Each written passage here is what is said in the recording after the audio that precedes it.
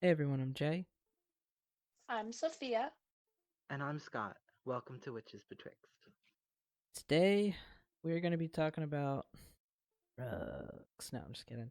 We're going to be talking about all kinds of fun things that alter your, I don't know, mind, thoughts, things like that.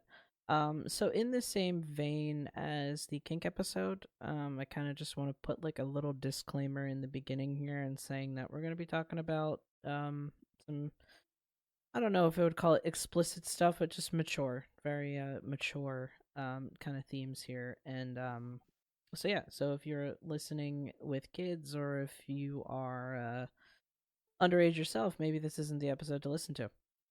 Um, Mm-hmm. yeah, we're going to be talking about all substances that alter your mind and your thoughts and all kinds of fun things like that. So, I would also like to chip in. mm, We in no way condone or encourage the use of any substances, be they illicit or otherwise. We simply are going to recount our personal experiences or knowledge with them. And ultimately, everything that you choose to do with this is your choice. We push you to do nothing other than to learn and educate yourself. And we hope that the information provided can help do such. But in the end, nobody is pushing you to do anything, and we certainly do not advocate for illicit behavior. Right. correct. Mm-hmm. So yeah, I mean, we're just here to spread some information and talk about this particular topic because I actually haven't seen this topic discussed that much, especially in podcast form. I could be Uh, wrong. I just I maybe think haven't I've, come across it yet in just any podcasts that I've seen. it's funny because I think I've seen, I mean, as far as like, my entry point into this, would be like poison craft and, ethanogens. Um, I think I've never actually purposely like went out of my way to listen, but I have like, I think I've seen other podcast titled episodes, with talking about this topic, Okay, at least as far as sacred herbs that are used for ritual purposes. well, there you Yeah. I've go. heard a few episodes, but they're usually in relation to a witch who uses henbane in their practices, or anybody who describes like flying ointment or any of Sabbath styled in hallucinogenic ritual. Mm, Right. Which that will be where I will. That'll be largely a me thing, but yeah, I definitely have a lot to say there. so, which one of you kind of want to open us up? Let's have Scott open this up. I can chip in intermittently, and then I'll dive into a whole bunch of discussion about drug use. I like that actually. I like how kind of I think that's cool. Kind of go from like the traditional to that's cool. To like the more Well, I modern mean, take on it. you'll be surprised at how traditional my air quotations modern take will be. I mean, I know some of it, but um so yeah. So firstly, I do want to kind of, if it's okay, to give my own little warning label here. Mm-hmm. I will be discussing poison craft magic, and I need everyone and all of our listeners to understand is that poison craft is something that you need to be researching if you do choose to, in any way, experiment or experience um, these particular plants. So the use of the witching herbs such as black henbane, um, Atropa Belladonna, uh, Mandragora officinalis, Mandragora autumnalis, uh, among Foxglove, um, among many others. These are some people say they are, the gifts of Venus. Some people call them septenarian herbs. Um, Regardless of their planetary rulership, these herbs are historically and still to this day seen as really powerful, potent spirit allies to the witch and to the sorcerer. Um, the spirit alive in these plants are incredibly potent. Um, and as I said, the history spans thousands of years of witches working with these particular green allies. Um, and not always by in any way imbibing per se. Not that you ever want to imbibe poison herbs. Please do not ingest poisonous herbs. Um, Most of the time when witches use these herbs, it was through the use of an ointment on the skin. And the reason was is that it was easier. One, it's easier to dose, but still learn how to dose yourself with herbs appropriately because you still can overdose on these particular poisonous herbs through the skin as well. But it was because the skin didn't absorb everything, but it absorbed enough to reach an altered state of consciousness to fly. Um, Many people believe that the myth, the idea of witches flying, solely came from a pagan fertility festival or practice of rooms in fields to make the crops grow. And while that's probably part of it, um, many times too there were practitioners of whether it was witchcraft or cunning craft, just because for the sake of differentiating, because at that time cunning folk would not like to have been called witches. Um, However, they would be found oftentimes naked or almost naked, straddling a broom, or sometimes what you call a farmer's fork, for pitching hay. Like a And what pitchfork? they would, yeah, Mm. um, and they would be found straddling it, and they would kind of be going through a trip, if you will. And the thing is that as they went through these rituals, they would claim the ability of flight. Of course, they were talking about astral projection, soul travel, um, and this is in order to do many things. You know, I think we've talked about this on here before, which is in the way that they would have described it, in Europe anyway. They used to say a witch could look in, right? Meaning that they could look in on your life. And the way that they would do that would be to fly to your home. You could find this a lot in in older texts and mythologies and folklores and things. And the way that they were doing that was through astral projection, uh, a lot. They could also send other spirits, but flight was for that. It was also to meet other witches as well, and also to meet spirits and other beings on the other side. Um, Keeping in mind also that the witching herbs, the poisonous herbs, were also used not only to reach altered states of consciousness, but also as powerful magical assistants in sorcery. Uh, Foxglove, for instance, is outstandingly protective. Um, Although it is a lethal poison, foxglove you find in modern medicine. It's used in a lot of heart medication. Um, if Significantly. ingested, it can unfortunately stop someone's heart. So once again, do not ever ingest a poisonous herb. None of the herbs mentioned here, please don't ever ingest them. But it is incredibly protective. You can use the flowers in um, amulets and spell bags, and uh, if you choose to burn it as incense, please be outside and please keep yourself at a safe distance. Generally speaking, however, don't burn poisonous herbs either. You don't know if their smoke will also be poisonous. Generally Um, speaking, if they're poisonous to ingest via oral means, they're usually poisonous to ingest via other means, such as respiration or like through skin, transdermal, or mucous membrane. well, of course, but that's exactly why they would do it on the skin anyway. Um, but once again, you don't really. There are certain herbs that just aren't really used.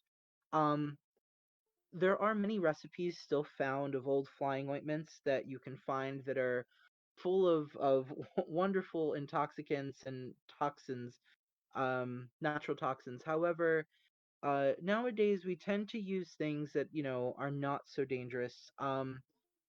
There are many people who still use certain silenciae, so like black henbane can be appropriately dosed to reach a certain state. Um, Amanita Massicoria People would know that as toadstool. People use toadstool. People also can, oddly enough, people can also use, or still use to this day, European mandrake root or Mandrake officinalis and autumnalis, respectively.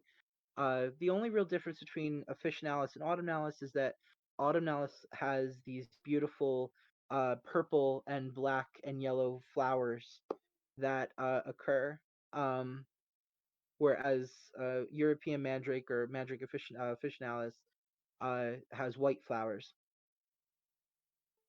But all of these can be used for reaching altered states, and also too another thing as well. They're also amazing medicine. Um, Many people, for instance, Atropa Belladonna is, as well as Mandrake root, if I'm not mistaken, are great for pain. If you have mild arthritic pain, uh, you can actually, and please don't once again mix with any arthritic medicine. We're not, I'm not a doctor, but there are people that will, with mild bruising or mild arthritic pain, will rub a salve of a diluted salve of these herbs into the afflicted area, and they're able to help with pain as well. Um, oh man, what else is there to say?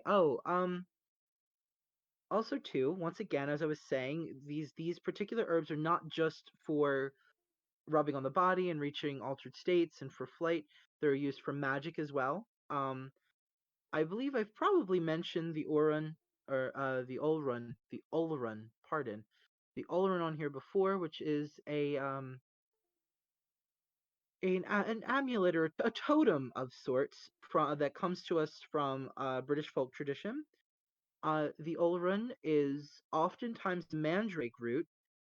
However, from my understanding, you can also people have used master root, and apparently people have used ginseng root as well. Um, and what they would do is the Olrun, they would carve it into, if it wasn't already, they would carve it into a more cruder sort of outline of a person to make it look more human-like, and they would set it in a wooden box. Oftentimes the wood would be, like a witching tree, right? So like rowan or ash, which is what the rowan. You can use like oak and things like that, and they would basically create a little coffin, if you will, for this thing. And oftentimes it was fed blood of the witch, and it became a green familiar. These plants in general, and they don't have to be poisons, by the way. You can have lavender as a green familiar. You can work with its spirit, and it will work with you in a capacity similar to a familiar spirit. Um, but the Olrun is something that I don't want anyone to just try either. The Olrun is a particular kind of spirit, whether it be from the ginseng root or the master root or the mandrake root.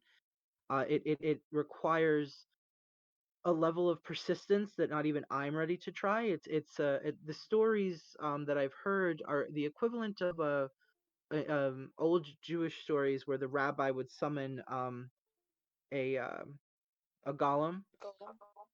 These particular Olruns do not appreciate being left uh, to do nothing. They need to have something to do. They need to have love and care, sort of. And without any sort of affection or any attention, they start to lash out, and they're known to kind of curse the witch who made them. These are not weak spirits. These are incredibly powerful spirits. So if you have access to those herbs, please don't just try. You can look it up, but unless you yourself are an experienced practitioner and spirit worker, please don't attempt that either.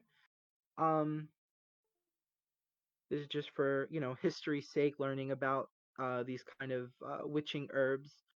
Um, Oh, another thing as well, to kind of talk more about other herbs that people find popular. Atropa belladonna. Um, Once again, highly lethal. Please be careful if you grow it or handle it.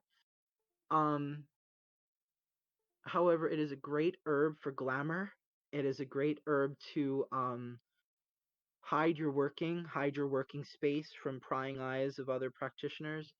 Um, it is also an amazing spirit ally to aid you in spirit flight. However, the spirit of this particular herb is she is known as the Dark Lady.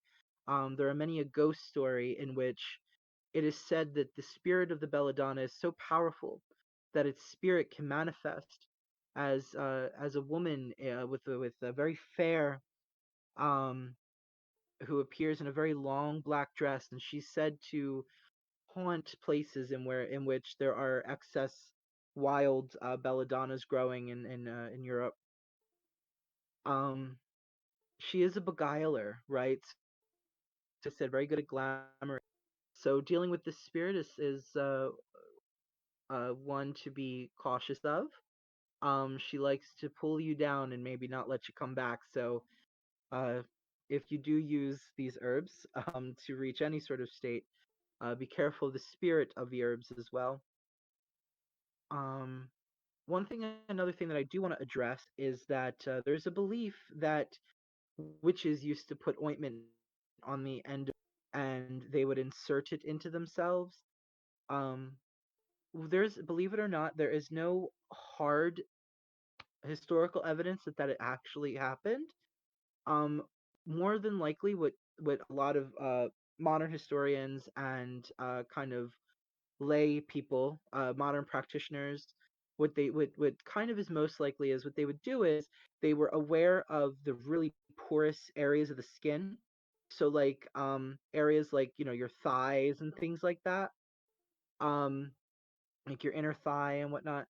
There are other areas. I mean, of course, the sex organs are always very porous, but that's why they say that they would be found straddling the broom, um, because they would kind of put it on the thigh to kind of melt. They would also, when found like that, these people would be beside a fire to melt the salve or the ointment in order to cause the reaction. Right, it would happen faster. Um, so I do want to say that there is not necessarily a hard evidence that there was this like a sort of a sexual sort of element to this. It may have, but many modern historians don't think that that was necessarily the case. Um, Well, I and I think mean, physiologically speaking, if you're applying something to a mucous membrane, it's going to be a much more experience.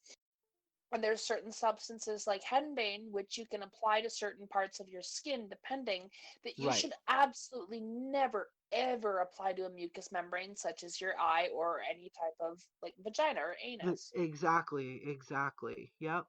Same as what you call it, mandrake root. You can apply it to your inner thigh, like your like sort of your thigh, but never directly to your sex organs, because it's just too much and it can really hurt you. And nobody wants to die from being too high. That is the worst way to go. Yeah, totally. Jay, what were you going to say? Did you have something?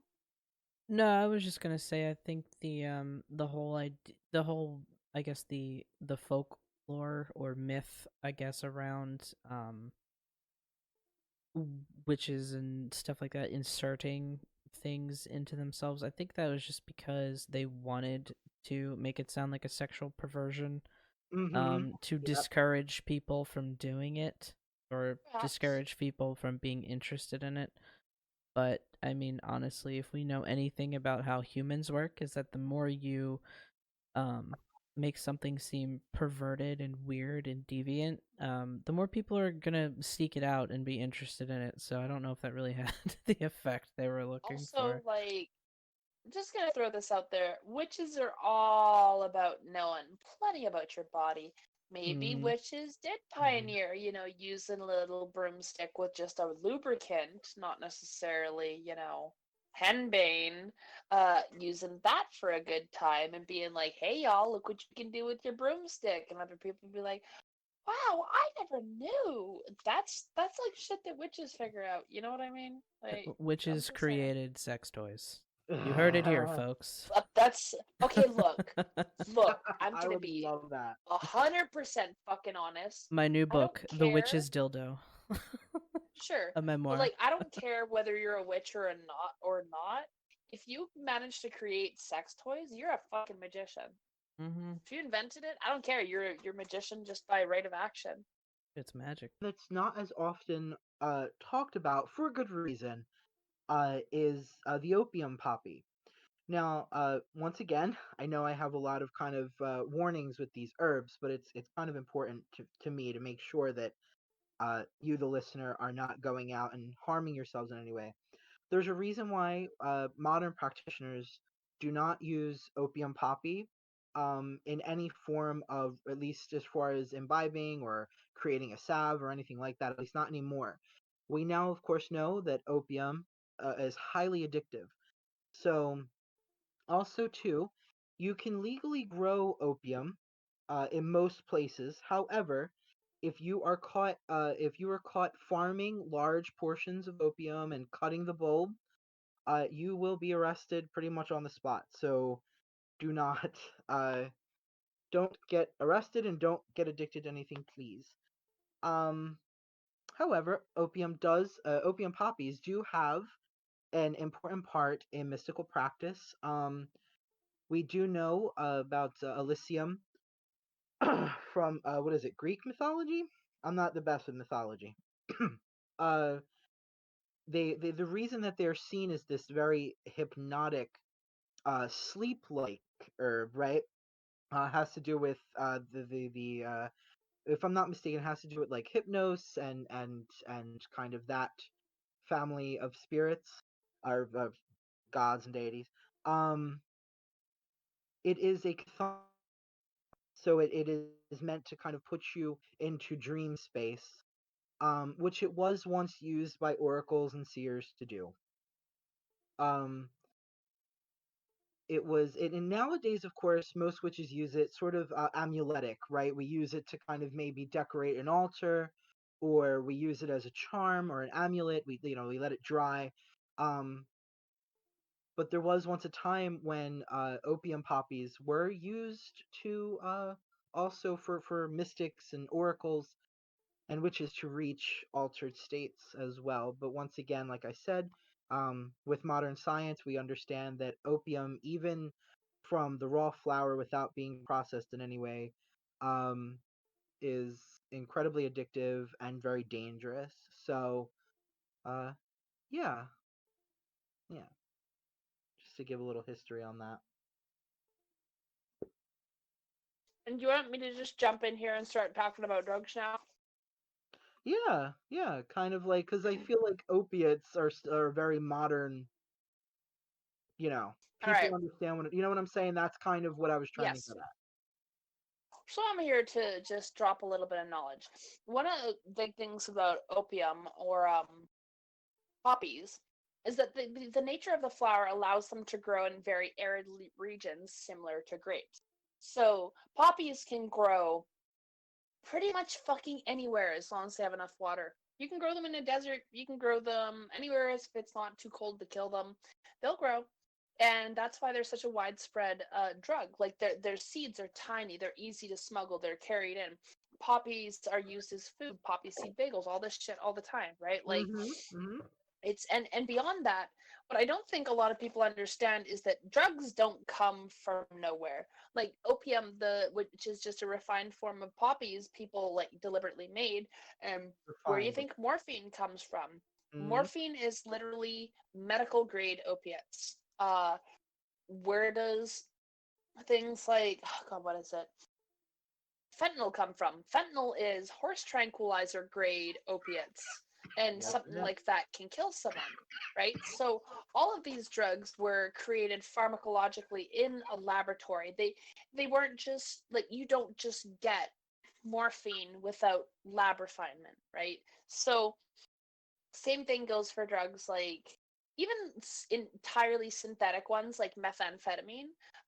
Drugs like that are invented in labs. They're not invented by like street dealers. They're invented by people in like scientific locations with government grants trying to develop a type of substance. So like amphetamines were developed as military stimulants. They like literally gave amphetamines to soldiers in the form of stimulant gum all the goddamn time.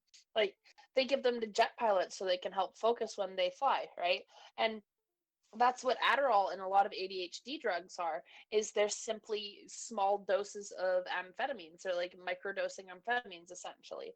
Although maybe not necessarily microdosing, but they're small doses of amphetamine to like prop you up and give you like that bit of focus, right? And you want to look into most substances and they usually have like a base within nature, right? So you have like say LSD, a substance that is greatly misunderstood because people colloquially call it acid when it's nothing to do with acid. A lot of people think it's synthetic when it's extracted from like morning glory seeds or I referenced this in a different episode. It's not exactly morning glory seeds, but it's like extracted from like specific things in nature and herbs. Like LSD isn't something that they just craft in a lab with chemicals, right? The same thing goes for like mescaline. That's a laboratory derivative of peyote, which is a sacred drug to the people in the region who grew it.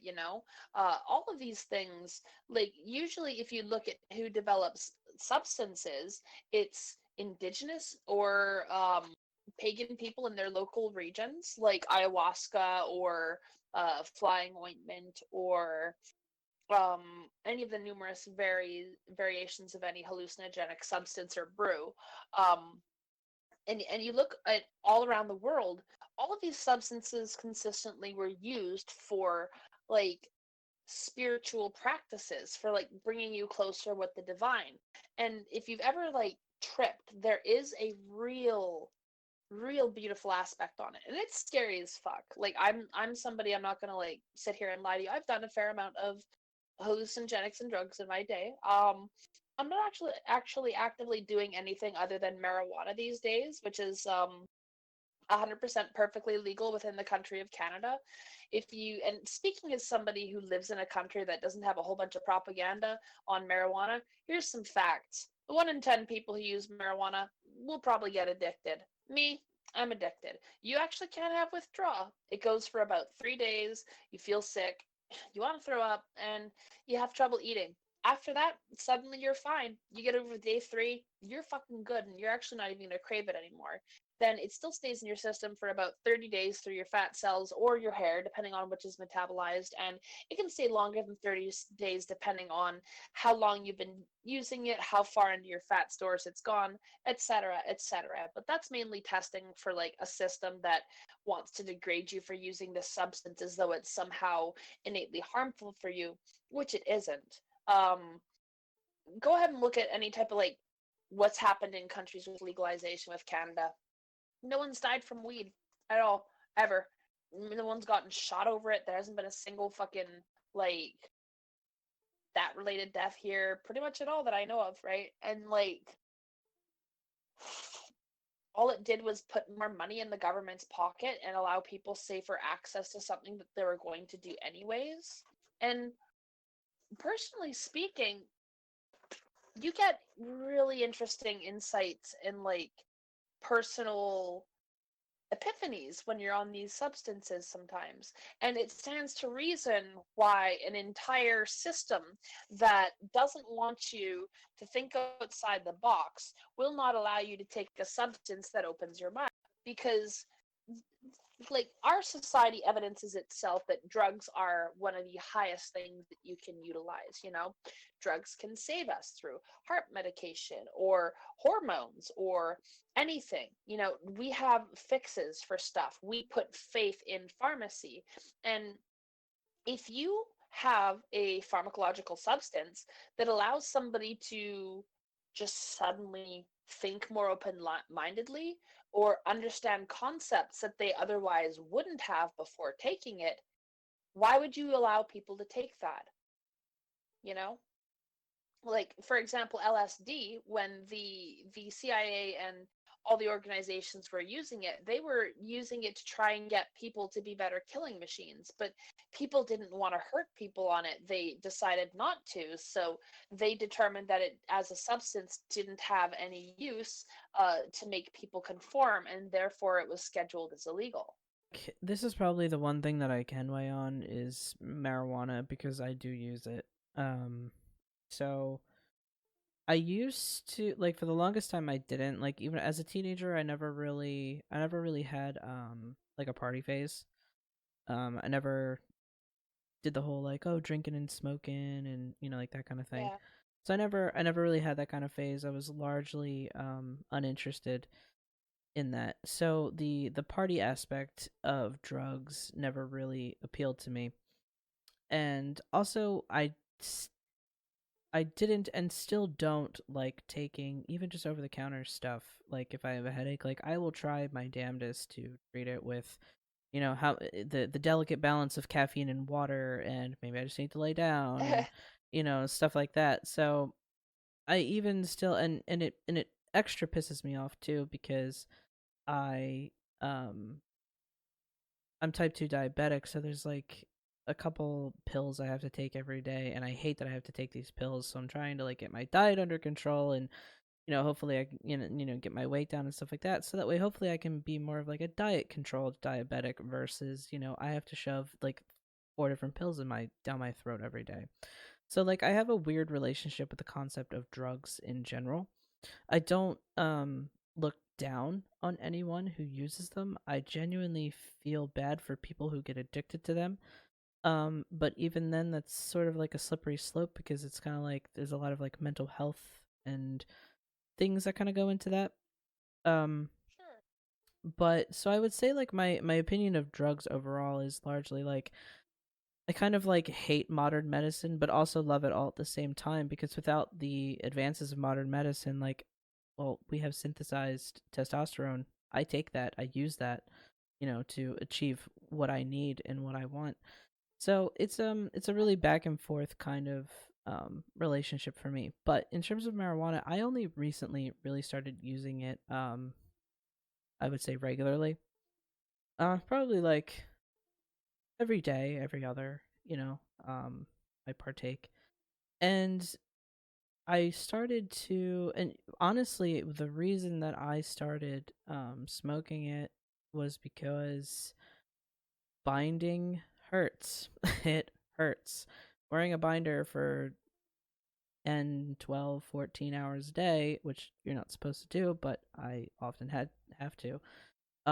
It hurts. It just hurts. And so I noticed that the when I smoke weed, I felt better and the pain wasn't there, and I was like, well, this is fucking great. Alcohol didn't do that for me. Alcohol just kind of made me dehydrated and made me feel like crap the next morning. So I, kind of just started smoking weed for that reason. Um and now I think I could just kind of use it more regularly because I realize it's helped me in a lot of other ways. I do feel less anxious overall now that I partake on the regular. Um and I feel like things don't piss me off as fast. I feel, I This feel is true. like kind of calm. The same way with that. Yeah. Mhm. The thing that I hate about it is that it makes me fucking hungry, and testosterone also makes me fucking hungry. Oh. So, yeah, I want to eat everything. So it's like really hard to like I have to like Yeah. surround myself with good snacks. Um, Now in terms of using it for magic and witchcraft, I've realized it has helped me immensely in that Yeah. department. It has helped me so much because I am a person that I've said this before. I have a hard time. I have a hard time taking down the walls. I have a hard time opening myself to like psychic experiences and those kinds of energies. I have a really difficult time doing that. And if I smoke a little bit before I do ritual or spellcraft, or even before we record this podcast, or before I do some writing or reading, it helps me. It helps open me up. Mhm. Um, but I do know like I don't have a huge tolerance to it, so like I can't smoke a ton because then I'll just be like living in the couch watching cartoons the rest of the night. So I have to like know my balance with it. God. But I can say that overall it has helped me immensely. I really see a negative aspect. The things that I think are negative are more just like inconveniences. You know, like, oh, it makes me hungry. Like It's the like, okay, legalities well, surrounding it too. huh?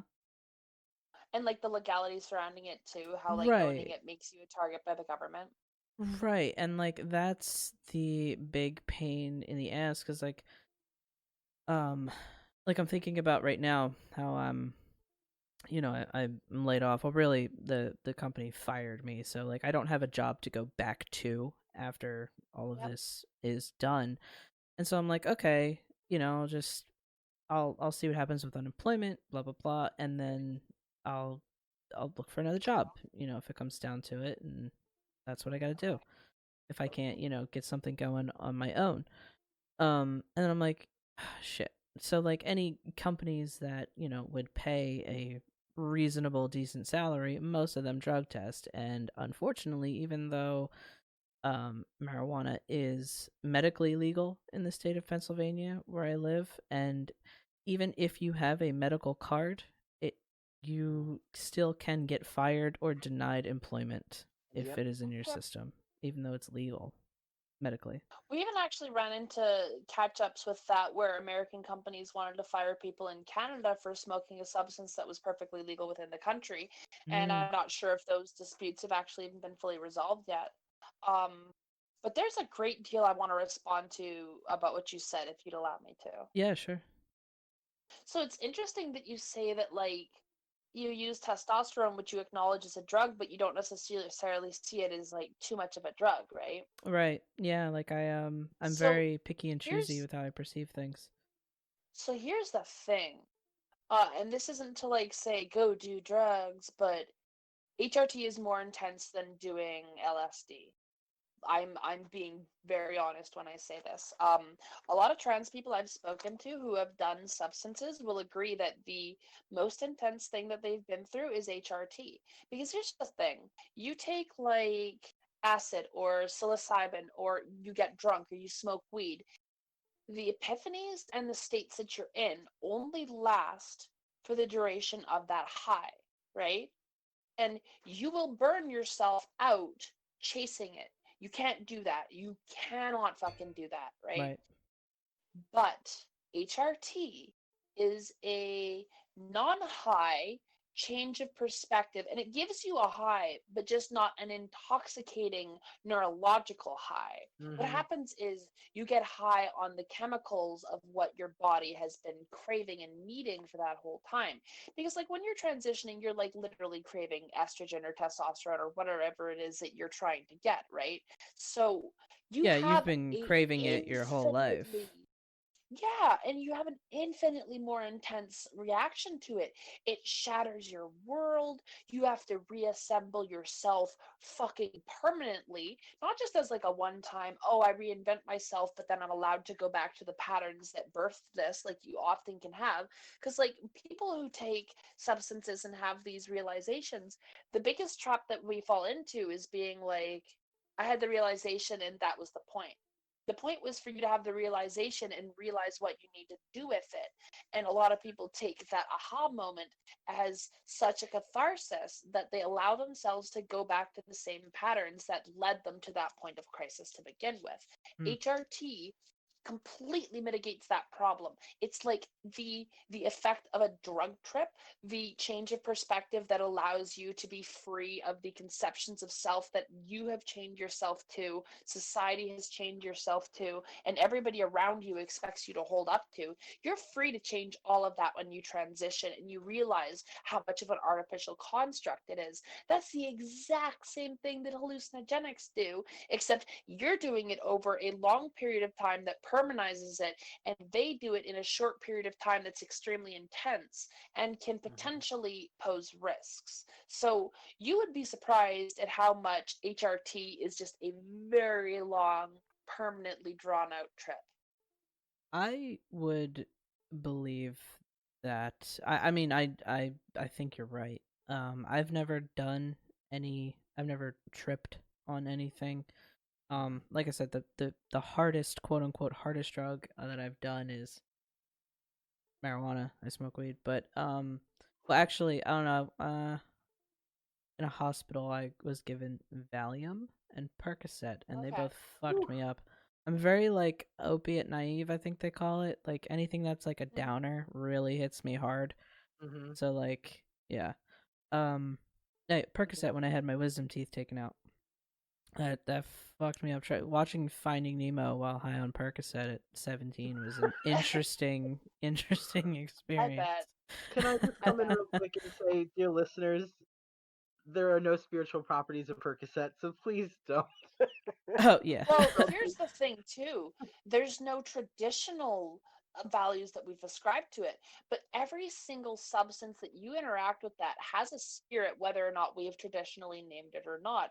So LSD has a different spirit than psilocybin has a different spirit than morphine, and all of them very much do have those characteristics. And there's a lot of people who've been considering in DKMU working on a book called the Cheminomicon, which is where essentially people who utilize substances for altered states of minds would sit down and detail their experiences with individual substances so that people could have a frame of reference with which to work.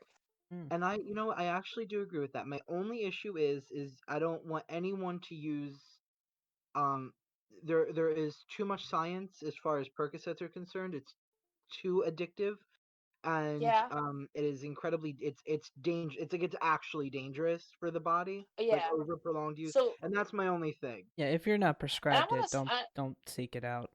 and look, I'm going to be really honest here. We don't condone you using substances, but I'm going to say something out of sheer fucking responsibility. Do something safe if you want to do it.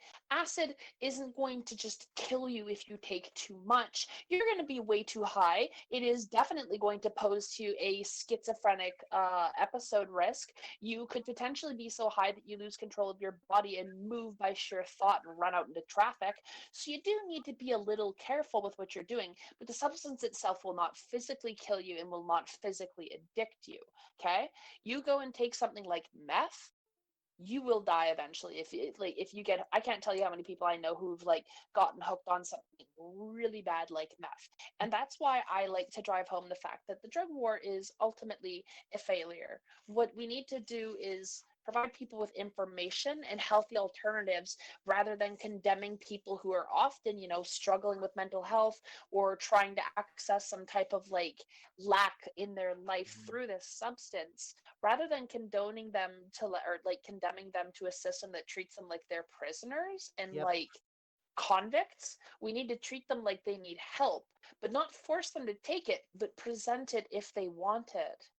But I'll Right. tell you this, anybody who's chasing this shit will hit rock bottom eventually. And if they at rock bottom decide that they want to get out of it and they don't have the resources to, they're fucked. And if you try to force somebody to get off of it and they really don't want to, they'll never listen to you. They'll be exactly like my cousin and say, no, I don't want to go to rehab. I would rather be homeless and be high all the time, because it's a choice that people make. Right. And I don't think that you're ever going to naturally just stop people from wanting to check out from pain and from society. And disassociatives like what Scott's talking about, like Percocet or heroin or opiates, they literally allow you to just check out of all the pain in the world and to never have to feel it. But it's the ultimate escapism. It is the ultimate path to annihilation. I promise you, there is no more sure path of self-destruction than to go down that. If you really want to have some sacred experiences, research shit. Go to Erowid, ERROWID. Research any substance you're going to do before you take it. Make sure you check any interactions that your medications have, because if you're on a medication, you need to be doing that. Make sure you know what you're doing. I Hmm. can't tell you not to do it when I myself have done it, but I Mm-hmm. can tell you to do it safely. And that's the conversation that we need to have. And there's a lot I want to talk into about the magic of the trip here, but I really needed to drive that home. Yeah. Don't get into the addicting shit. Don't get into the stuff that's going to rot your fucking brain, man. Research it and be very careful and like talk to people who've done it before. Yeah, What were you going to say, Jake? my dad growing up, my parents took a very good approach that I think I will also use if I have kids of my own. Um, they were very upfront about alcohol, drugs, smoking, all that kind of stuff. Mhm. So my dad smoked cigarettes, my whole life. He was like, "Look, smoking is stupid. I don't recommend you do it. It's bad for your body. Don't do it." But I do it. I don't know why I do it, but I do. Um, he eventually quit, and also with alcohol, like a lot, like growing up, my parents left their alcohol out on the, like we had a little like shelf kind of thing. All of it was just Mhm. right there, just out in the open. Beer was in the fridge right next to the soda, and never once did young me reach for that alcohol and say, "Oh, I'm gonna, sneak some of mom Mhm. and dad's alcohol." Not Mhm. once did I do that. And my parents, like their friends who were also parents of kids of similar age, were like, "Oh, you just leave your alcohol just sitting out with the kids, like they're teenagers now." And my dad was like, "They ain't gonna touch it.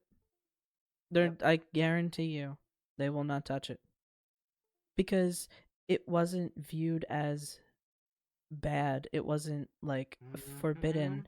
And my dad even said, he's like, "If you want to try any of those things right there, let me know. I'll pour you a shot. I will. If you Okay. want to try it, go for it." And he even said, he was like, "You want to try drugs? Name any drug on the planet. I will get it for you, and you can try it right in front of me, and I will make sure you're safe." And because he was so stone cold serious, I was like, "Oh, well, drugs seem pretty dumb. Like, it seems like not worth the Yep. time." You know what I Yep. mean? Like, if I gotta be high and hang out with my dad, like, who wants to do that, So I was just kind of like, I'm not interested.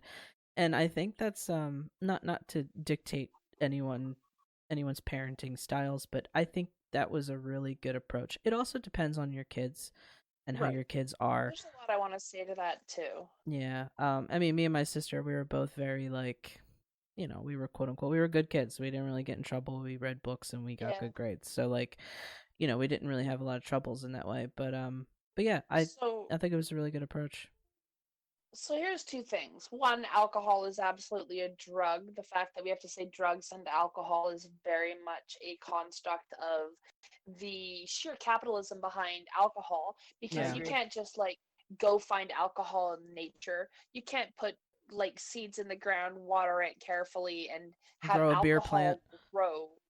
Yeah, exactly. These are my You vodka like have to seeds. literally like rot and ferment certain substances, collect that drain off, refine it. Like it's a fucking process, And right? also And cigarettes, because of that, because cigarettes are also yeah. drugs, because it's Well, not just cigarettes tobacco.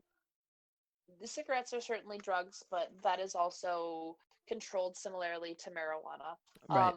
But like the thing is you can really control like where people are getting their tobacco from, especially in Canada. If like the tobacco you grow yourself tastes like shit, people always just go for the smokes anyways. Same thing with like any type of truly refined product. Like if you're getting like um morphine, you're not just somebody didn't just cook that shit up. That's somebody like getting a prescription then selling it off on the street for extra money, more than it costs them to buy it over the counter. Yep. That's normally how substances like that end up. Like if someone's getting like Oxycontin, for an example of a very terrible one that's killed people that I know, they're getting that through somebody else who has a painkiller prescription who's selling them off at like however much per tab, right? And that's what they'll do. Um, One thing, Sophia, I don't know if this is also happening in Canada as well as it is in the US, but there's been, so doctors now are very, very, very, very hesitant to prescribe any any narcotics. type of painkiller. Yep, same Yeah. thing here, of course. I had my consultation with my surgeon a couple weeks ago, and I was, just asking about like healing and Pain stuff like mitigation. that. Well, I was just asking about healing and stuff, and he goes, "Yeah, we just send you home, tell you to take Motrin, and we'll see you in a week." And I was like, "Wow," because I remember reading years ago, like of older trans men who have had surgery, like they sent them home with like Percocet or Vicodin or something like that, at least for the Yeah. first couple days. Um, and I said to him, I said, "Oh, that's really interesting." He's like, "Do you think you'll need something stronger?" I'm like, "No, no, that's no. I found that very interesting because it's very different from what I Yeah, used to hear." they Because look for honestly, I that. have a high pain tolerance, and honestly, my Yep. plan is probably just to be like just smoke weed for a week, right, and just heal. Mm, That's kind of my plan. But Yeah. yeah, I mean, even when I got my gallbladder removed, I yeah, got the pain medicine I had was I pretty much could have got it over the counter. mm. They just, I guess wanted it to be more official. It was nothing. They give you like ibuprofen 800 or something It like was that. yeah, it was Yeah, something. It had a fancy name, but it yeah. was basically that. Um, and then unfortunately they do look for that. Like if you start asking for things, like Mhm. my mom one time she had bronchitis and she wanted codeine Mm. because it helped her sleep and it makes you feel better, but it's heavy duty, right? And I mean this is years ago. And they were like acting all funny all of a sudden, because my mom asked for it by name or whatever. And you think cough medicine, but it hasn't really been in recent years. But they're just funny about Yeah. that now. And it There's is so many also, I do feel bad for lawsuits. people who do have chronic pain that are getting fucked because of people who abuse narcotics. Like I genuinely feel bad for those people who do have these chronic pain conditions that need Right. these medications. You also have to remember too, though, it's also a lot of those people as well with chronic pain who end up also getting addicted over time because they Mhm. take it for so long. And they get Yep. It resistant to happened. it. It happened twice at my well. It happened twice in Yeah. my And mom's office. I won't name names. Um, with patients, but it is. It's a really unfortunate situation, kind of all over. But I think, mhm. because I do agree, Sophia, back when you were saying how these substances have spirits, Oh and yeah. the reason I completely agree with this is because I did a lot more reading, and in particular into alchemy and understanding, pre-chemistry chemical process and understanding exactly their perception of spirit and dissolution and how exactly that kind of comes about and but it's just it kind of goes to show you, I mean, exactly, maybe there are certain spirits best left untouched you know Another thing that I did want to say was that both of you were completely spot on as far as Sophia when you were discussing the treatment of people with addiction and how it should be treated and kind of how we should go about it. And Jay, I also really liked how your parents handled alcohol and marijuana and stuff like that. Mhm. Um, both of those things, that parenting style and what Sophia was saying, kind of about the social way that we should take care of our addicted peers, is pretty much. I mean, that's completely backed by modern science. I was going to say most, but all modern science completely supports both of those theories as far as parenting Yep. psychology goes for Jay, and as far as not just psychology but even medical research has proven that if we were to treat addiction as an illness, and we were to kind of like, even like, people in Philly got so upset because Philly is still fighting for safe injection sites. Um, Yeah. Mhm. the thing is that those safe injection sites, Canada proved that it works. Canada and I think Iceland or Sweden. Spain Um, too. oh, did Spain too? I know Mhm. Canada and whatever have proved statistically, without a doubt, that safe injection sites are completely better than uh, anything we have now as far as how we've been treating people with addiction.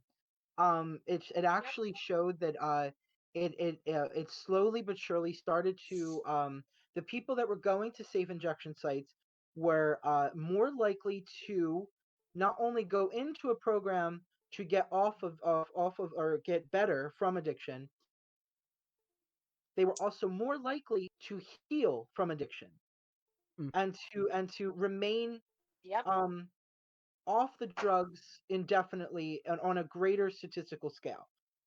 So there is a lot to be said of what Sophia said, and I just wanted that kind of also just to as a note. Yeah, for Okay, and sure. one thing I wanted to kind of dive into in response was Jay, you had said that your parents had that model of like, the liquor was just out and you could just have some with them, right? But you didn't. Mm-hmm. Yeah, but I didn't. On the flip side, my parents tried to do that a Mm-hmm. little bit until we stole liquor from them.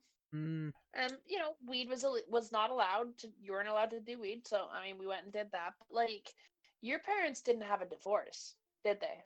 No, my parents are still married. You weren't going through a bunch of shit as children, were you? I No, mean, you had not some really. shit, No, we obviously, had but it we had wasn't a like a ton. stable, we had a fairly stable like upbringing. That's a large part of what contributes to it. Then that's a factor Mm. that not everybody realizes at first. Is like, if your parents are treating you well, like, here's the thing: if you are an emotionally fulfilled person who doesn't have like loneliness or self image issues, or feel like there's something beyond yourself that would help you feel more complete, then you're not likely to do a substance like that unless, like, say, you've read about them and you're very excited to try something because you're a psychonaut and you want to experience all that is, and that's coming from it, from a place of like knowledge and enthusiasm and exploration, rather than like pain, denial, and escapism, right? Like, there's a very healthy way that you can interact with this stuff, but by nature, people who are wounded will use it to fill something, right? Hmm. Now, if you're lucky, you can get what I have, which is to find the right substances for you that actually ended up giving you epiphanies that helped you heal. Hallucinogenics have been largely healing for me, and I actually wanted to talk a little bit about what it feels like to be high. You both have been high on weed, right? Mm-hmm. Hmm. But only that. I mean, I've been drunk before too. Sure. Sure. But do you know what it feels like when you're really, really, really high? Like, I want you to think about the time that you were higher on weed than anything else. Yeah. I can remember that easily because I also had a spiritual experience when it happened. Okay. What was it like? It was the most vivid spiritual experience with an entity I've ever had in my entire practice. Um, Uh-huh. I could feel and touch, and like I was completely aware of the spiritual realm and completely detached, at least for a moment, um, from the physical pressures. 'Cause I wasn't in therapy yet, so like I still had all this untreated depression and panic and avoidance, and but I was completely separated from all that, and it was just me and one of the main spirits that I work with, and they presented themselves in this very almost alien like sort of manner, which was really not scary at all.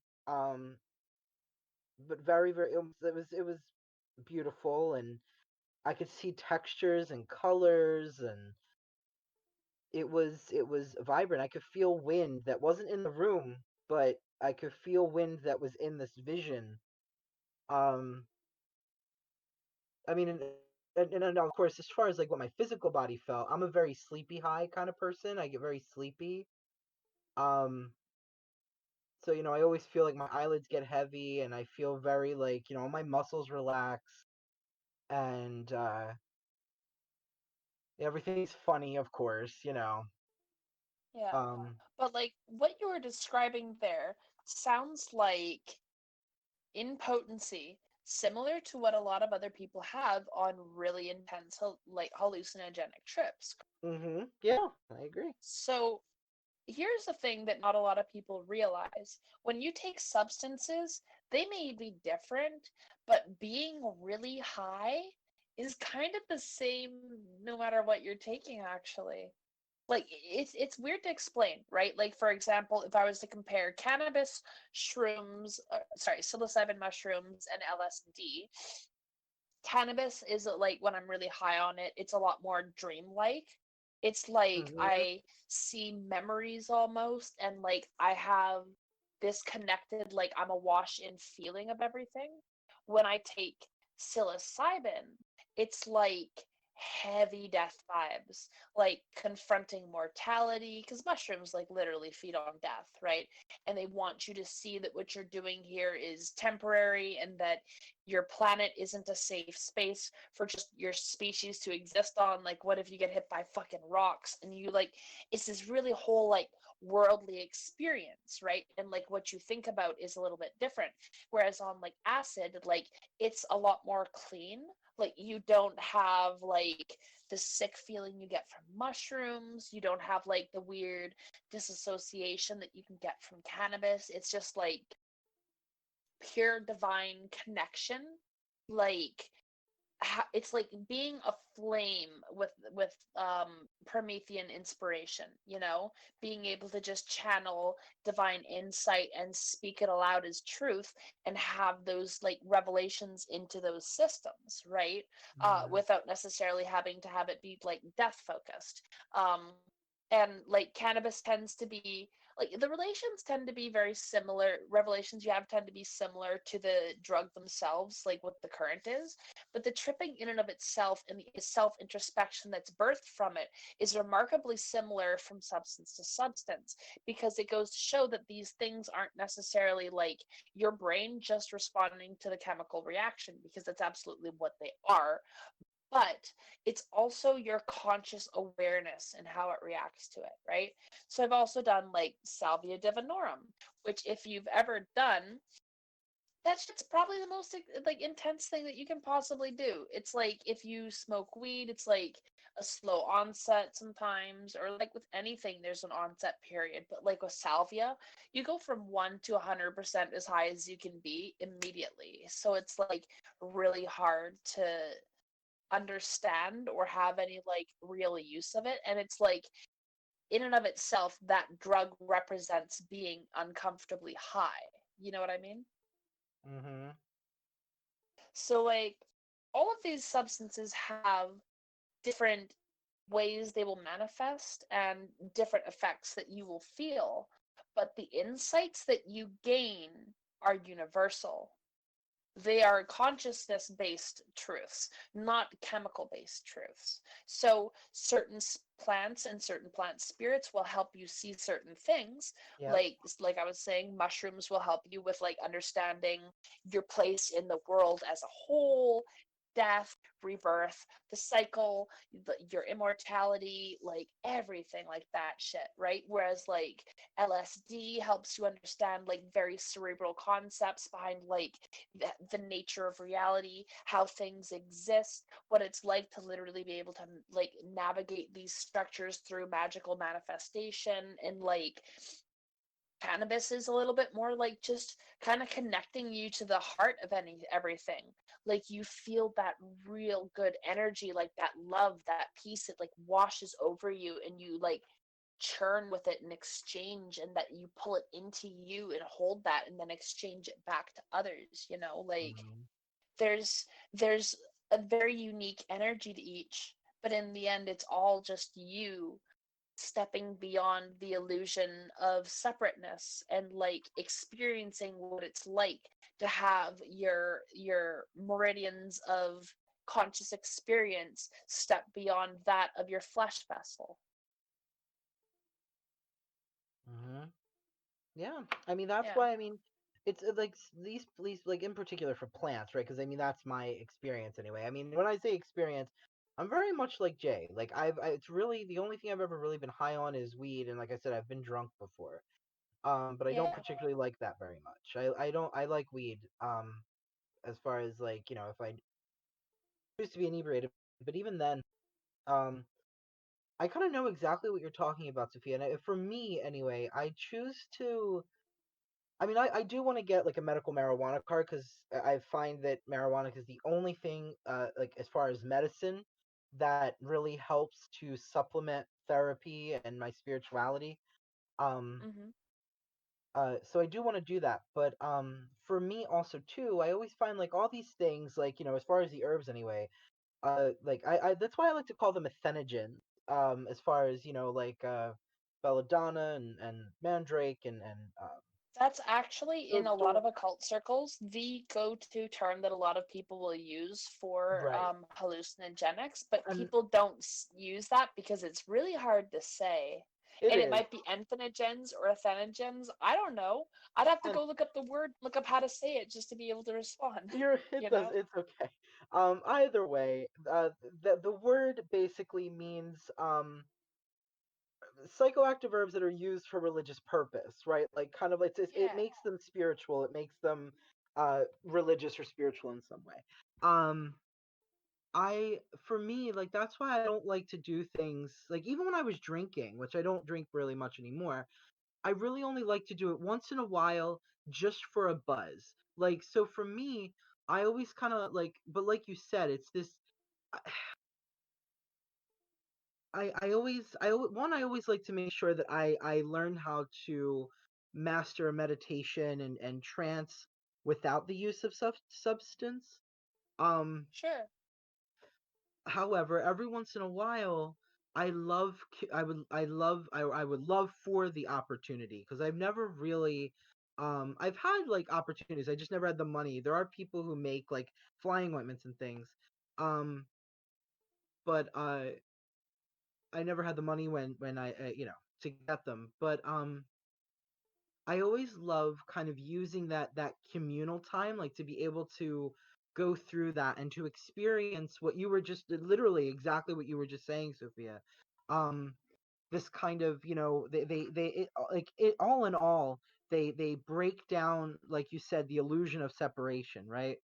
Um, and although they may have different teachings, they like each spirit from these compounds or these plants, what have you, they each may have a different teaching, but like to experience them and to like, I don't ever want to overindulge. It's what I'm trying to say. I something like from, and this is completely just personal, right? Like I'm only Yeah. talking for myself. This is not like this is what other people should do. For me, I like doing it in like a ceremonial sort of a like a special celebratory time. You know what I mean? I do. Yeah, yeah. I would like to take a minute though to say that like whatever you end up doing is okay. Like I know that we put on a disclaimer in the beginning and say like no one's condoning anything and you do what you do, but in the end I also feel like we need to tell people that like man, if you're an addict, and I'm speaking as an addict, I am a hopeless addict to marijuana. I smoke more than I possibly should. I can burn half ounce in a week, no problem. That's like my average. I can fucking do an ounce in a week if I really feel like I need to. You know, like it's not healthy, but I can't tell you not to. And you're not bad for being an addict, and it's No, okay. Like I fight with it. There's times where, I try to be sober as a person because that's what I need to grow, or that's useful at the time, or I can't even afford to have a substance. There's many variations as to why that may be the case. But I come back a lot to this, and I know that I'm not a sober individual, and that's kind of like you notice there's a lot of substances I didn't mention, like cocaine. I've never done cocaine, even though most people have, simply because I know that I'm enough of an addict that if I did, I'd never stop until I was dead. mm, I know that's the hard truth about it, and like there's nothing wrong with like whatever you end up having to do in the end, because no one has to live your life but you. No one has to see the things you've seen or do the things that you had to do or put up with the shit that you had to put up with besides you and the people around you. And if you need something to help numb the pain, we as a society should not be judging you for it. We should be trying to help you. We should be helping you get therapists, have a safe use site if that's the case, have all the knowledge that you need to know to be able to do what you're going to do as a fully like informed and consenting adult who has sovereignty over their life. But we shouldn't be shaming anyone anymore over it. And right. it's great if you want to do what Scott's doing and use use substances occasionally. And it's great if you're like Jay and you don't really do much substances at all, aside from like say caffeine or sugar or testosterone, which are substances themselves, but they're not like intoxicants, right? Um, and if it's okay if you're like me and you're a bit of an addict and you need to experiment with stuff to learn who you are because you don't have any sense of self without other. And for some of us, those questions of who am I aren't necessarily answered so easily. And sometimes we really do gotta push ourselves to the absolute boundaries of what we can experience to really know what it is that we hold dear and want to value and put your energy into in your life, you know? And wherever you're at, just be safe. Just inform yourself, be careful, show yourself love, and just remember that you're important. And it doesn't matter if you're sober or you're high, you still have value. No matter how often or how little you do it, even if you never do it, you don't have to do any of these substances at all to gain insight or information. It's what's right for Mm-mm. you. And Right. that's what it Me comes too. down to. Yeah, I Yeah. agree. Like a lot of the narrative, especially as kids in school that were given in regards to drugs is like, all I can think of is Mr. Garrison from South Park, drugs are bad, okay? Mm-hmm. Yeah, Yeah. we can all quote it in like unison. Drugs are bad, okay? So like that's the only like it's like don't do drugs, or I think of that scene from Mean Girls, like don't have sex cuz you'll get chlamydia and die, like Oh my that's god. that's the that's what they teach us about But drugs. Don't do drugs. Drugs yeah, are bad. Period. Marijuana is the gateway drug. That's it. There's no other way around it. All black and white. And it's just wrong. It's just it's harmful. incredibly fucking wrong and harmful. Yeah. And Yeah. yeah, and I agree with everything you were saying, Sophia, with if you are an addict, then you are just as valid as the rest of us. The only times where I come into having issues with people who are addicts is when children are involved, because it's a Right, but whole other that's like, layer.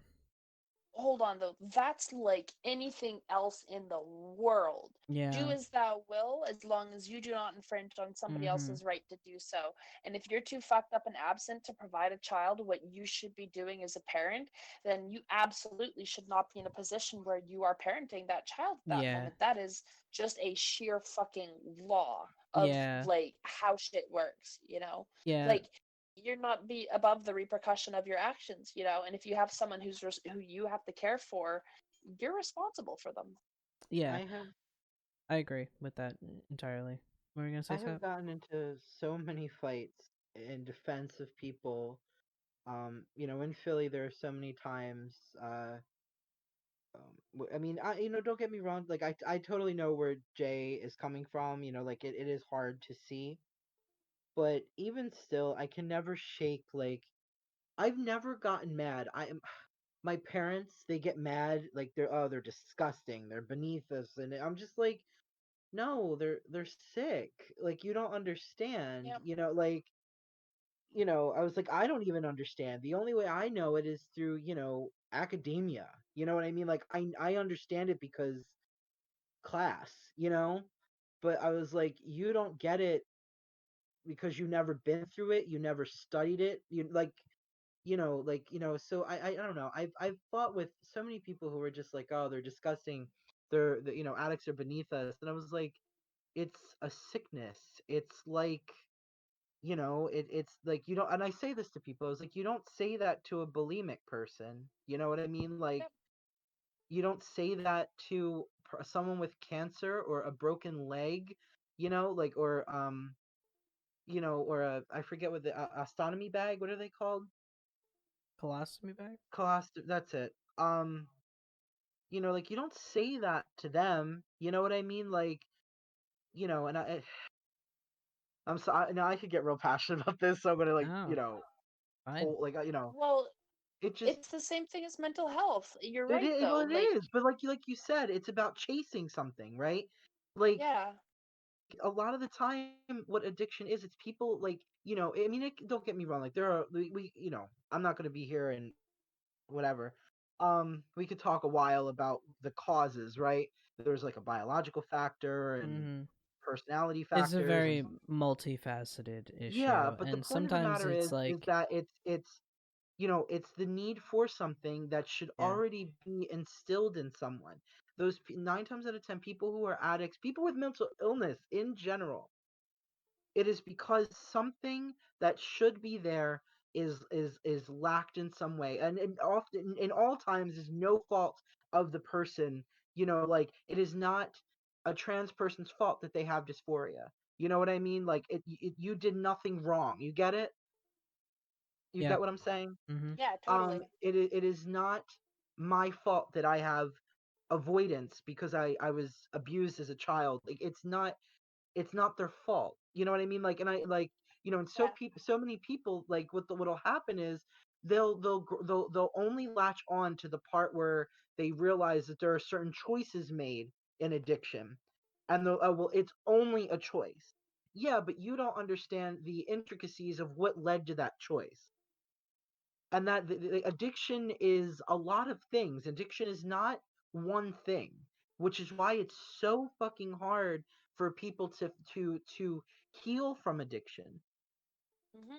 And and all these people, they choose to belittle them and diminish them, and then they get, oh, and then when they pass away and we lose them, then they act as if the world's a better place. Like, fuck you, man. Like, mm-hmm.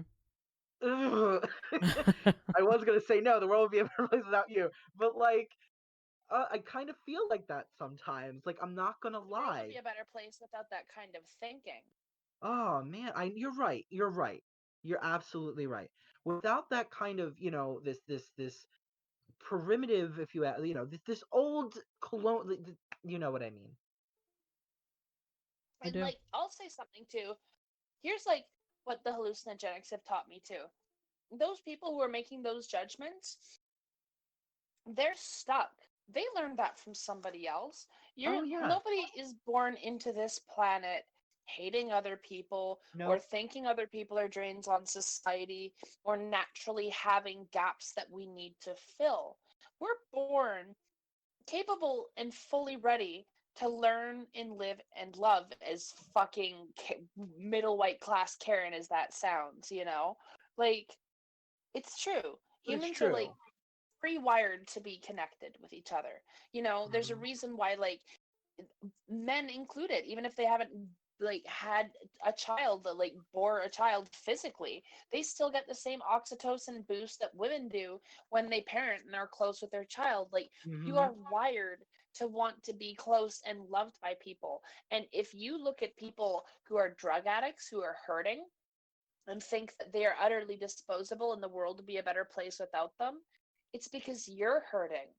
And Yep. rather than using a drug to express it, you do it through hating others. Yep. And that's all Yeah. it comes down to. Is You're we right. and this is the shit. We're all united by the same problems of what it means to be human. We hate being chained to a system that we didn't agree to, that ultimately doesn't care for us or treat our life with respect. We're ultimately disposable. We don't even get to live comfortably, even though we are responsible for making the world be exactly what it is. We lack the fundamental connection with other human beings that we crave. Society only gives us models to ostracize and other each other. It never gives us something to bring us closer. Every single model that we have to develop through that is done individually and interpersonally and through radical work. But the Yep. system itself is designed to tear us apart and pit us against each other. I mean, It's even what the world, that's what the people running the world made it to be. even the topic we're talking about tonight, like you mentioned the war on drugs, right? Hmm. Do you know how much and it's not, and I mean, obviously we know that, like the dare program, they're incredibly racist origins. Everyone Oh, needs to know yes. that. um but did you What? also know, huh? I didn't know that. Do you want to? Yeah. Whoa, fucking drop a bomb here. Go for it.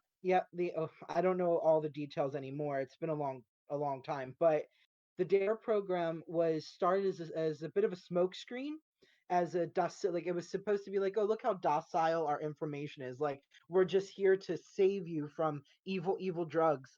But all the while, it was so that way there was like a smokescreen up, so that way they're introducing drugs into impoverished um communities of people of color, poor people. And also one thing that's not talked about, but also too, there's a reason why the LGBTQ plus community is so addicted as well. It was a war against minority peoples that they didn't like in the beginning, or to begin with, excuse me. um you can look it up. There's a lot on this. Sophia, you might have more information, more intricacies. It's been a long time. I had a lot, but kind of I've read the gone. theory. You're essentially sorry. It's not a theory. I've read about it. You're essentially spot on for what I remember. What I would add was that if you're going to prevent somebody from doing a drug, governments know the first thing that you should do is put funding and resources into that community. If kids have better things to do with their time, they're not going to get involved with drugs. They're going to be off doing like an activity that they love. If that kid who they're going to arrest for whatever substance it is had resources to say, play whatever instrument they wanted and have that space every day after school, most of them wouldn't be there. Most of them would be at school having that instrument practice, doing what they really want to be doing with their life, right? Yep.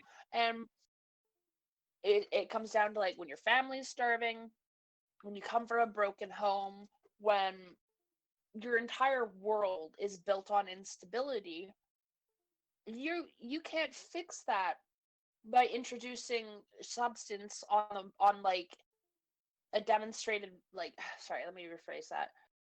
When you come from like a broken world like that, like a lot of people do sometimes, you don't fix that by saying, here's what dangerous substances are, don't do them. That's entirely counterproductive. In fact, they know that it's actively harmful. How you fix it is by making community centers, by making food banks, by doing clothing swaps and clothing drives, by doing educational groups. All of these things help lift people up and give them the tools that they need to better themselves. That's why they Yep. don't do it. That's Yep. why they do DARE instead, because it says, hey, look, drugs are dangerous. Well, kids who only have danger to fuck around with, because trust me, as a young delinquent myself, we played with guns. We played with gasoline. I know a kid who literally lit the river on fire to try and get his brother out of it. He poured gasoline in the river and lit it on fire because he didn't like that his brother wouldn't come out of the fucking water. Like, this is what happens when you have holes that you're trying to fill, right? Like people do wild fucking shit, you know? And you don't solve that by introducing more danger and more things that you're telling people not to do. Because you know that gasoline they told us not to play with? What did we fucking do? And you know those guns that they told us, oh, these are dangerous? What do you think we pulled apart for gunpowder to fuck with shit? Because that's what we did. Of course we were gonna, you know? Yep. And it's I the mean, like, exact same thing. That's even in like, exactly what happened with Dare. yeah, I mean, like, even like if you ever watch any of like the old, like the original, like Dare advertisements and stuff, I remember there's so many of them that are completely racist. It's like utterly ridiculous. Which of course one might Like the white argue, kid oh, it's getting offered dated. drugs by the white kid getting offered drugs by the kid who's like not white. Yeah, there's another one with like an older white. I think I don't remember. There's all sorts of really horrible ones. Um, but even too, like if you go back and like look at from the 80s and like the 70s, they used to have like the dangers of the homosexual. They were like these like short TV sort of, I don't know, specials or whatever. The And they would dangers of the homosexual. Can they that would be Seriously the though, they would can be that like be the labeled something title shitty like that. of my memoir? And these the and I've homosexual seen menace. I've seen some of these. Yeah, you know what I mean. They may not be the exact, but they would have stupid titles like that, and Uh, they would always be like these thinly veiled sort of like It would always be like back alley stuff. I mean, because unfortunately at the time, like I found out so much like as far as like there was so much as far as they built up an entire culture about outing queer people. Um, like there was an entire thing about outing queer people and like ruining their livelihoods. Like it was like an actual like a movement wait, with in this Dare? country. No, not Dare. Okay. I'm making a point about the drug use. What I Okay. was trying to get to was that in these videos they'll do these things where it's like there'll be like smoke filling the air, or there'll be like drug paraphernalia for like when talking about like the dangers of the queer person. They were always like kind of like trying to allude to like excessive drug use and sexual perversion, and these are things that they would do, and the like Dare was a part of eventually it became a thing. But I mean, when you Yeah, look at and the in fact, Dare no, sorry, please go ahead. when you look at the Dare videos, they're one, they're still they're early '90s, so they still have they're still playing up to the same propaganda types that they did. You know what I mean, from the '80s, and the late '70s, and it's still that same tired, stupid people trying to make you scared of the other people, right?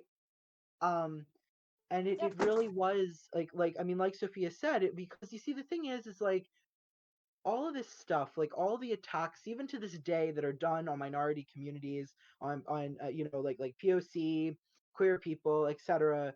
It is because we are so much stronger together than we are separate.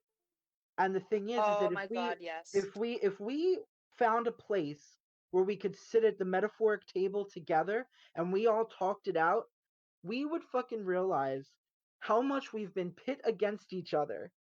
And I'm talking like even cis white gays would realize that they're just the scapegoat. They're the Bebe handbag and the friggin' juicy fucking shorts, whatever. That's all that cis white gays are. So at the end of the day, the people did these things like the war on drugs, because that's particularly what we're talking about here. They did it because it is divisive, and they know that. They know that the minorities cannot come together, or else we would it would be done. It would be over. But the problem is that we have so Also, many problems. There are so many social problems existing within our own communities, like drug addiction, mhm. um and then of course but inter community, so like intersectionality, right? Like you have white queers who are incredibly racist, and then there is a sort of a masculinity problem like a toxic traditional masculinity problem that's often found within black male communities, like that creates a more homophobic type situation. I mean, and these things happened sort of on purpose, you know Yeah. um these Also, ideas. I really got to point out that, like, while you're on this tangent, we need to address that the origin of making these substances illegal is literally racism. They were made illegal so that they had a reason to In criminalize particular, people of marijuana color for existing, especially marijuana. or cannabis. I think marijuana Yep. is the racist term, so I think we want to call it cannabis. I don't know. But my point being is that, like, that's literally racist from the get-go. The drug war in and of itself was made to keep poor people of color down, and they could, like, literally arrest them for this substance. They could purport them as, like, the deranged cannabis fueled madness lunatic, like reefer madness. Like, we all saw the propaganda and shit and how ridiculous it was from way back in the day. Yeah. But it was all directed at people of color, and it was all directly, like, made to elicit white panic. So all of these drugs that are illegal, all of the substances that are kept behind lock and key, all of this shit with the drug war and not giving people access to mental health care, it's simply for one thing: you can put people in prisons. Prisons in America are for profit. Mm-hmm. Prisons for profit need to be filled. What fills prisons more than anything else? Nonviolent drug offenders. What can you do with people in prison? You can force them to work for 10% or 13%, something around there, the minimum wage of the state that they're being prisoned in, which Mm-hmm. usually equates to $1.30 or less per day, depending on the state. So you can essentially enact slave labor by rule of law. Well, if you look at this and you know that it equates to slave labor, look at who it targets. Oh, look, it's just an extension of slavery. Shucks. Yep. Yep. That's all Yep. it is. It's just a way to arrest people for existing and force them into a system that churns them out like cattle because corporations are that morally bankrupt. I think Yeah. it's so interesting that this discussion on just drugs and substances and stuff like that, like it went into this very into this direction. And like It had to, though. I like it because it's true. You know, like it's like we all are discussing this, like we all have a certain like level of privilege, like we are all white. None of us are, Mm-hmm. you know, I mean, people I'm of Métis, but I'm visibly white most times. yeah, but But you like know, you're my perceived family, as white. yes, but like my family, not so much. And some of them will get arrested for shit like this, right? So like Mhm. I do see that firsthand and I acknowledge it and it is what it is. Yeah, it's just I think I would like to revisit this topic maybe with some other people who are different from us, like people of color, people from different, you know, Oh, backgrounds and absolutely. areas of us. I think this would be a really good topic to Mm-hmm. do like a part 2 of and just explore like that. Actually, there's a Mhm. lot of topics that we have done in the past that I would like to revisit with a more diverse If we're going to panel. do that, I would like to also be able to talk a little bit about like Métis shit because I've mentioned several times on the podcast that like I am Métis, but I've Mhm. never really gone into great detail about what that's like or what that's been like how that's affected my family, like Mhm. specifically my dad's side and me, because there's a lot that I really don't tell everyone because it's an excruciatingly painful history and traumatic for a lot of people to just even hear, you know? Maybe that could Yeah. be an episode coming up. Maybe we can Yeah. bring Darian back in for that discussion. I'm sure he has a lot to say We could on reach out to this. some other people who have those experiences who'd be willing to like sit down and talk about stuff. I would Mhm. really love to share a Métis perspective and talk about like how living on the reservation affected my cousins versus the one cousin who literally got like pulled out of the truck and raised by our grandparents instead because she wasn't actually, oh, it's so complex, I'd have to get into it. It's a Mhm. lot, right? But like my family's extremely split up by like intergenerational trauma and like drug use and addiction and anger and all that shit, and it would probably be a very emotionally cathartic episode to like participate in and to for everyone to listen to too. And I want to hear other people's experiences with it too cuz like I'm so very, I keep those like experiences so close to my heart that I don't really get to talk to other people who've like been through that shit, you know? Mhm. Yeah. So Absolutely. it would be really, I would get a great benefit out of that and I would really like that. Yeah. Oh, That's but like, definitely but, a good idea for a future episode. mhm. Yeah. But like you were saying, Jay, I mean, like, and like Sophia said, like, it was like kind of like it needed to go here. You know what I mean? Mhm. Like, it was, Yeah. like there. I think the thing is, I think realistically, what it really is about is there is a sacredness to there can be a sacredness to substance. Um, and then of course there can be a how do you put this, like a maladapted kind of a sickness like addiction, and then there's also this kind of social uh problem, you know what I mean, and to put it very simply, um and I think all three of those things need to be talked about. um Herbs are sacred to many people, to Métis, to Europeans, to people of color. to Asian people, but then of course, like all these, this is intersectional, right? This is a highly intersectional topic. Um, yeah, I think it's important. Yeah. So, Oh, yeah, I mean, I think we can really wrap this up here. So, Yeah. we will continue this discussion in the future, and like I said, I would like to revisit some old topics that we've done, and get a more diverse panel of people speaking on these topics. But we're gonna wrap it up here for this episode. I'll just do my little closing spiel, and then we'll see you guys in the next one. So, if you are new to us, we are on the big three social medias: Facebook, Twitter, and Instagram.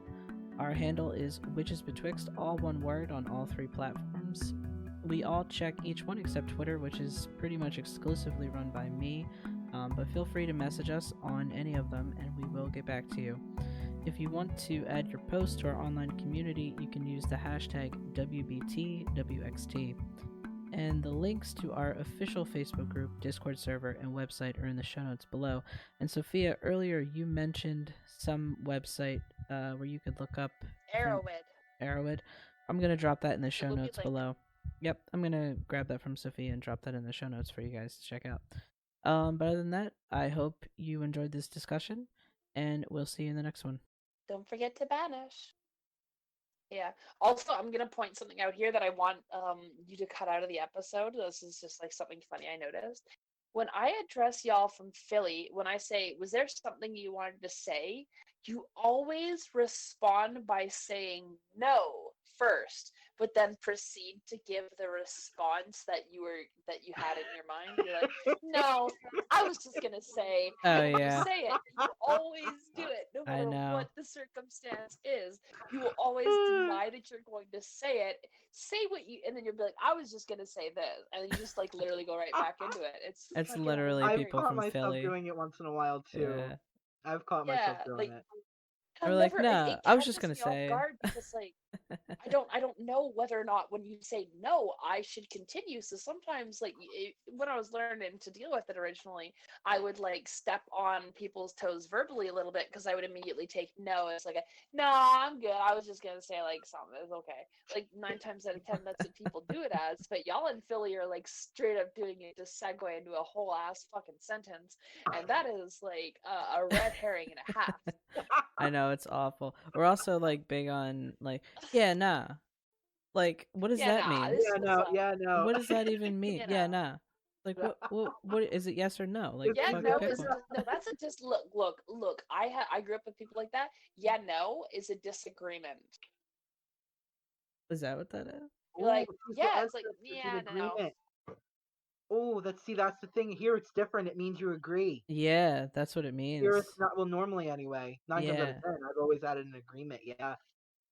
So Dialects are like, fucked. That's why you got to be very careful about the words that you choose. yeah, like I could say to Scott, like, I like Oreos, and then, um, Scott could be like, yeah, no, Oreos are Yeah. great. Yeah, Like, exactly. Yep. so Yep. that means Yep. we agree. Yep. Oh, I mean, you can usually use that. Okay, look, if you follow it up with an agreeing statement, it's a totally an agreement. Like if you go, yeah, no, those are great. Like that's just a sure agreement. But if you just go, yeah, no, that's a shutdown. Well, that's Mm, weird. I've never experienced that here. I think it depends how you say it. If you You've never say, experienced someone look at you and go, "Yeah, no." oh, Oh well, that. condescending But like that, that's always just yes. bitchy people. Yeah. But that can get taken as that really easy too. Yeah. Also, we should like totally give this as like an after the credits thing, like I'm us just going to. discussing I'm gonna pop this in at the dialects. end. This is really wholesome. I really like this actually. Yeah.